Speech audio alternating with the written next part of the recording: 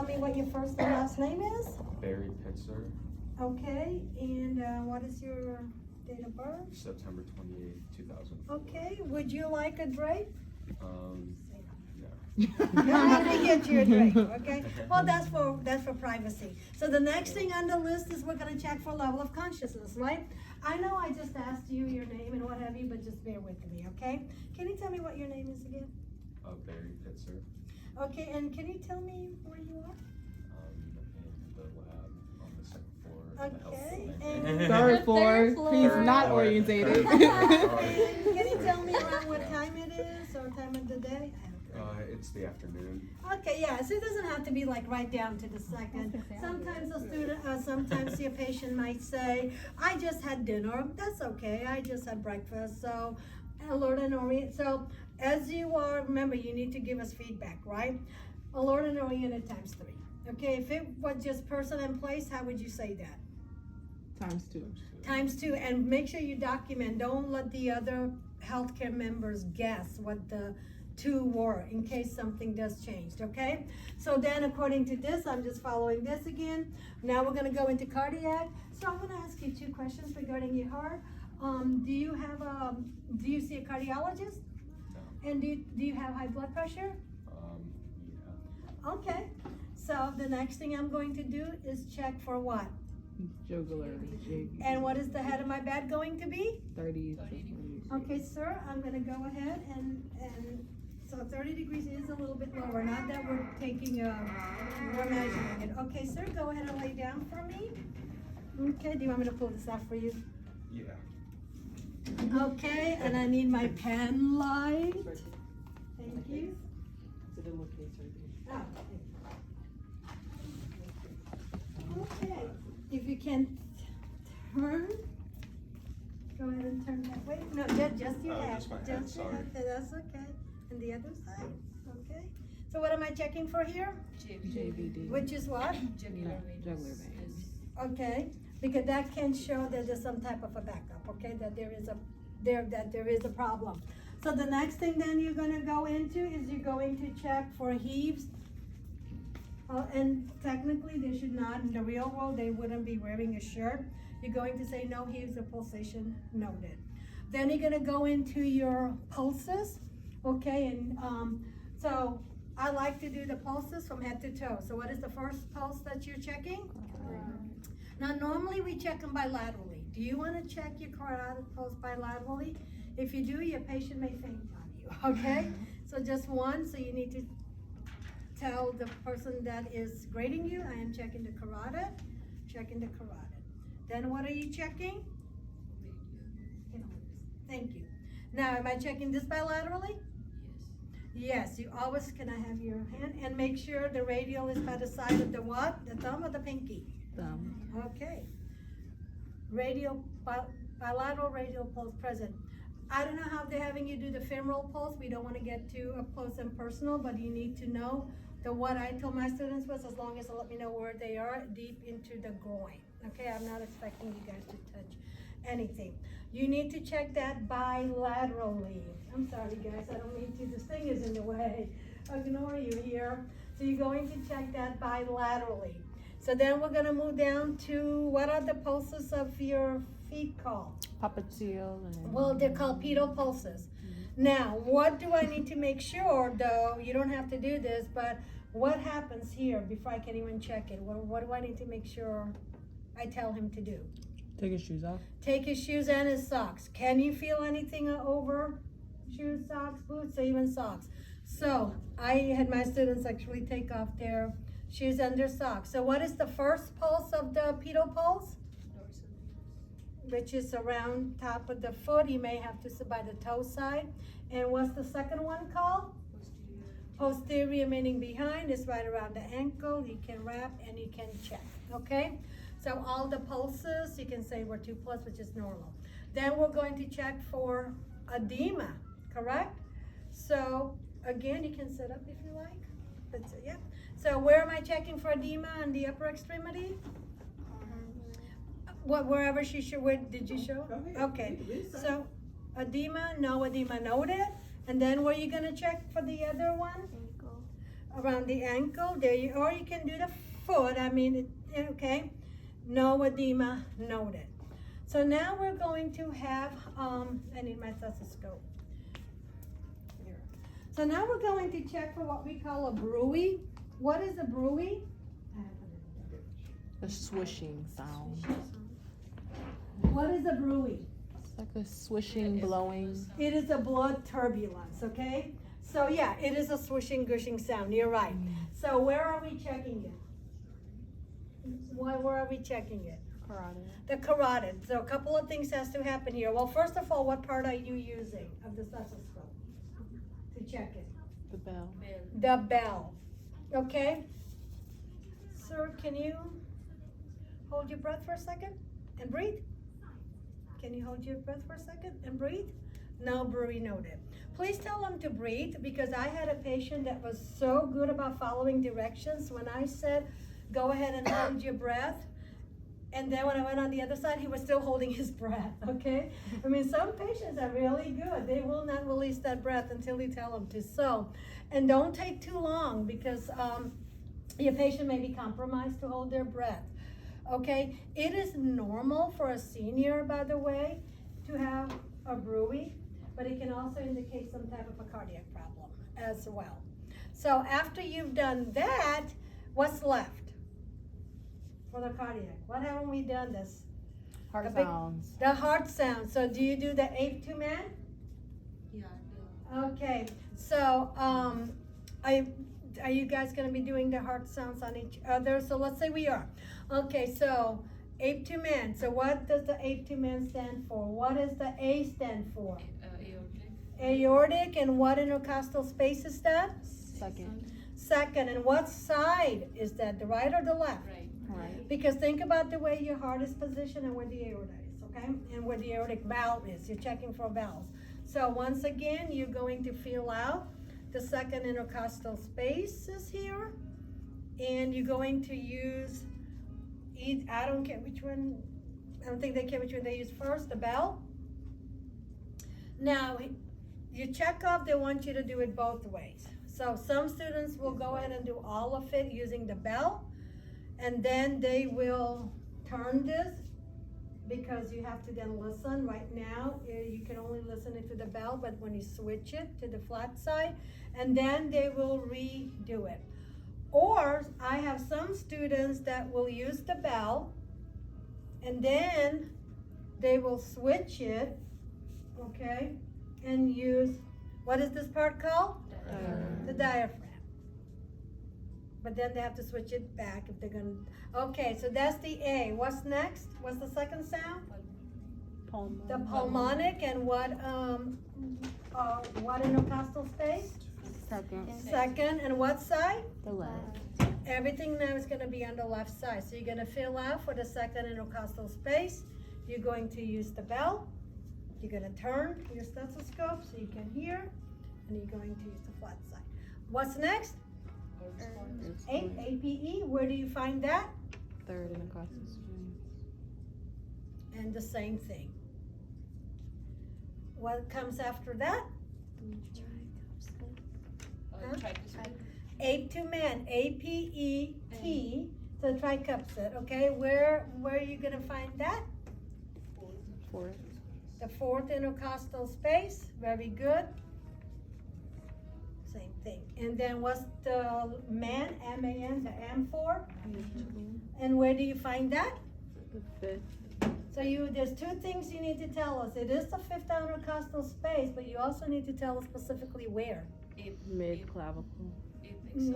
Mid clavicle, because if you're putting it close to the sternum, if you're putting it out here, you're wrong. This is so important, because what else happens here at the fifth intercostal space, mid clavicle? Apical pulse. And that's important, because when you give certain medications like antiarrhythmics, the doctor is going to specifically have you want to take an apical pulse. You cannot substitute an apical pulse for a radial pulse, because you're going to decide if you're going to give that medication or not, okay? So you're going to go and say mitral valve, mitral, fifth intercostal space, which is usually under the breast, and for the ladies, you know, your patient, you can tell them to lift their breast up because you don't want to be on the tissue. You can't hear anything on tissue, right? Mid-clavicle. Then while you're there, you're going to say, I'm taking my apical pulse for how long? 60 seconds. 1 minute. So, and this is not an option. So taking you back to vital signs, remember we said you can take radial pulses, respirations for 30 seconds times 2 if everything was normal. Not here, because medication depends on your the heart rate, because there is a medication called digoxin or lanoxylin. If it is too low, you're not going to give it, it's just going to make it lower. Okay, so there is a rhyme and reason to why we're taking the apical pulse. So that is the last thing you need to do for cardiac. Then where do we move on to? Abdomen. 2 questions. When was your last bowel movement? This morning, Okay, and how's your appetite been lately? I would say normal, I don't know, like. Normal? Yeah, normal. Okay, now what else do I need to do before I can even start? Because you're going to lose so many points if you do this whole thing in an incorrect, I don't want to say too much. No, there is something else you have to do. What, lay the bed down? It must be flat, because you cannot get an accurate, yep. And here, the way you do things, I'm sorry, I'm tired, I've been doing this since 7:30. The order matters. So you're gonna have your patient lay down. Before you touch, you always want to look at the contour. So you physically need to be at, I don't know if you guys can see me. You need to be at eye level, and the contour will be what? You can make something up. It will be flat or round or distended. So you must inspect first. For the abdomen assessment, you must do it in this order, okay? Now we're going to do what? After we inspect, we're going to auscultate, right? So, have you been lifting the shirt up to get, okay. So you're gonna find the belly button, I'm sorry? He's just being modest, right? Oh, okay, stop being modest, no. So you're gonna find his belly button and you're going to make a little cross. Now, this is what I tell students. When we were doing, that's okay, you didn't expect to be undressed. Yeah. This is what I'm looking for. Students have problems with the upper, and let me back up. Okay, so we're gonna find our quadrants. What is your right? You start with the right, lower, okay, then the upper, then the left upper, the left lower. Here's gonna be my issue with everyone, or should be, is how high you go. When you're doing lung sounds, we always tell students when I teach, you really wanna stop at that point where you need to, because if you go any further down, what are you technically listening to? Thousands. Same thing, if you go, so I had a student this morning that put her stethoscope on the ribs. She may have been listening to lung sounds at that point. She was not listening to bowel sounds. So be mindful, especially when it comes to torso. I always start at the bikini line. I mean, guys have a bikini line, so to speak, right? Yeah, to make sure that your lower bowels, you are checking the lower. And when you come for the upper, be mindful you don't put your stethoscope too high, because you are no longer checking bowel sounds, you are checking lung sounds. So once again, you're going to put your stethoscope appropriately. Now the book says what, 1 to 2 minutes? I don't, that's too much time. That's 2, 4, 6, 8, right there out of your 20, okay? But don't go like speeding up. And what side do you use? Because I had a student, and when you get nervous, those are the type of mistakes you're gonna make. But this is important. What side of the stethoscope are you using? Very good, okay? So you're going to listen. So you're gonna identify, or I tell my students they can identify while they're doing this if they wanna save time. I'm listening to the right lower, the right upper. Then what comes next? So we inspected, we auscultated. Now what? Now you're going to palpate in 3 different areas, same way. So you're palpating because you're feeling for any type of tumors, lumps, bumps. Now for us, let's not press too hard, okay? But remember your technique for palpating, right? You're supposed to use your fingertips. Please don't use the dorsal of your hands. 3 different areas in each quadrant. So I usually just like to go by the belly, somewhere in the middle, and then somewhere outwards. As long as you're staying in the quadrant, 3 different areas, okay? And how do I communicate this? How would you tell me the result? Soft. Sir, did this hurt? Non-tender. Non-tender or tender, okay? And then what is the last thing you're doing? Percussing. So why are we percussing? What are we trying to examine, assess when you percuss? Sounds, either it's over air, over feces, over bone. So again, you're gonna start in 3 different areas, okay? And what are you going to say? How are you gonna communicate the results? Over tympanic, okay? In the real world though, the reason, do you know there's a reason why we percuss last? There's a reason why we do what we do here. If they have an obstruction when you palpate, you don't want to move it. This is why there are times when I will not percuss, okay? Because if there is something there, if you are doing this, technically you're moving this around. So for this part, you must inspect first, auscultate, don't palpate and then auscultate. It has to be in that order. You're gonna have a lot of points taken off. Does that make sense? Okay, thank you. You could go ahead and sit up. So we are now done with the abdomen. What is left? Neuro. The neuro. So 2 questions, sir. Do you have a history of seizures? No. Do you see a neurologist? No. Okay, so now I'm gonna start my cranial nerve. What's cranial nerve number 1? Smell. What is it? Olfactory. Olfactory, thank you. So how do you check? So I'm going to say I am now checking for my cranial nerve number 1, olfactory. Sir, can you pinch one nostril? Can you breathe okay? Okay, pinch the other one. Okay, now can you close your eyes? I'm gonna give him a bottle of whatever. Can you smell this? Say yeah. Yeah. Okay, why did we check the patency first before? So when he was pinching the nostril, we're not checking the cranial nerve right now. What are we doing by asking him to pinch one nostril? Can he breathe through the other, pinch the other, breathe through the other? What are you checking for? To see if there's any blockage. Yeah, because if there is, he may not able to smell, and we don't want to let the doctor, they're going to think it's a cranial nerve problem when it's not, right? So we need to make sure he's good to go before we check for the cranial nerve. Okay, cranial nerve number 2, what is it? Optic. I'm going to give him something to read. Give him like 1 line. What is a mammogram? That's what we used, okay? So cranial nerve number 3, what is it? Cranial nerve number 4, what is it? Range of motion. Trochlear and cranial nerve number 6. Cranial nerve, because you will need to know this for your checkoff. You need to tell us what you're checking, what it is. So you need to say cranial nerve number 3, oculomotor, cranial nerve number 4, trochlear, cranial nerve number 6, abducens. Those are all the eyes, and you can check it together. So, my pen light. So, this is so important, and I don't want to say the other ones are not important. Don't get me wrong and misinterpret me.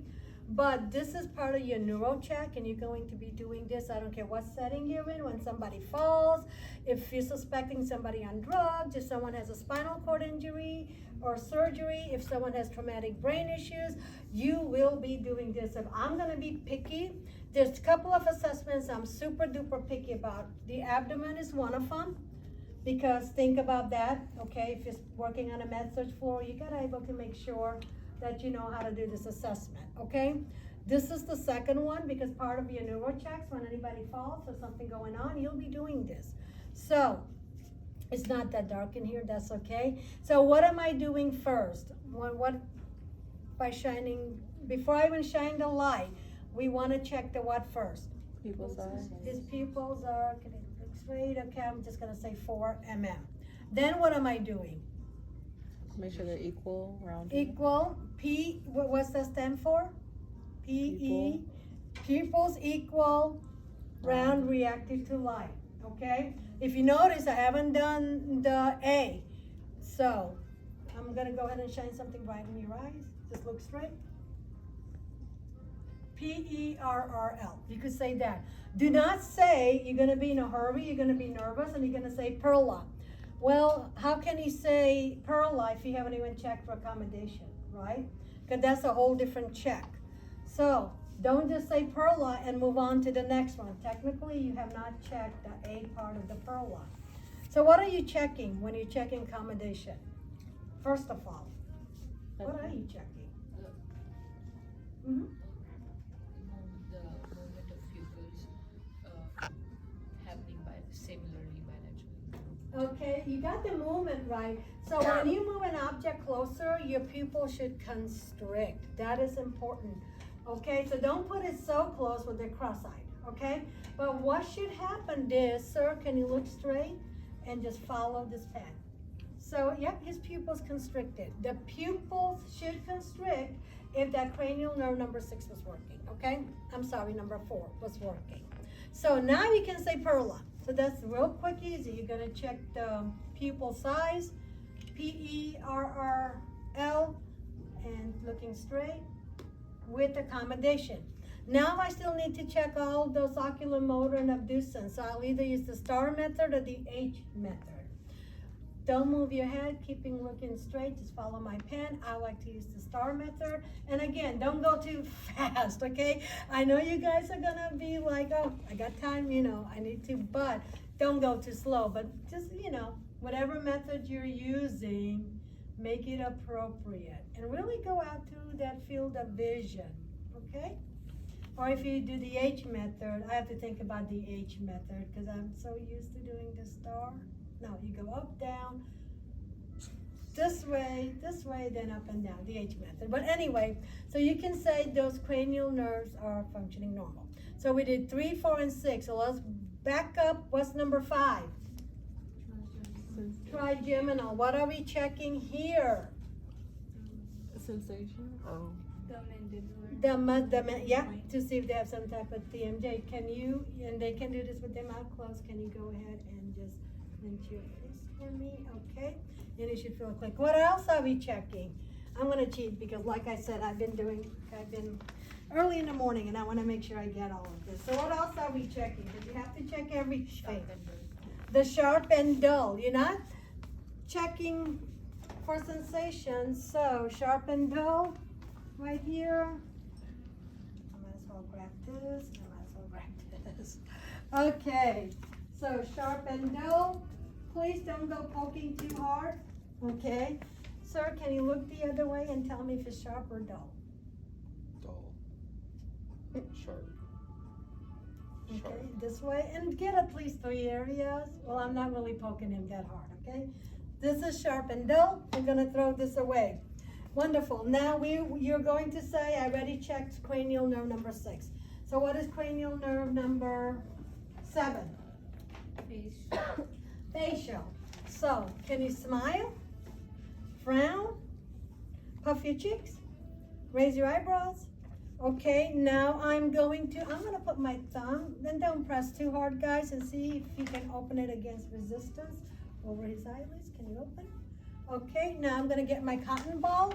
So now I'm gonna check to see if he has any sensation, because there's such a thing called Bell's palsy, where the nerves are being attacked by a virus and they can lose that. Okay, can you turn the other way? Do you feel this? Yep. Okay, turn this way. Feel this? Okay, close your eyes. Feel this? Yep. And keep them closed. Do you feel this? Yep. Very good.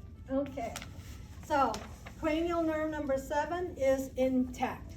So moving on, what's cranial nerve number 8? The what? I'm listening. A tuning fork.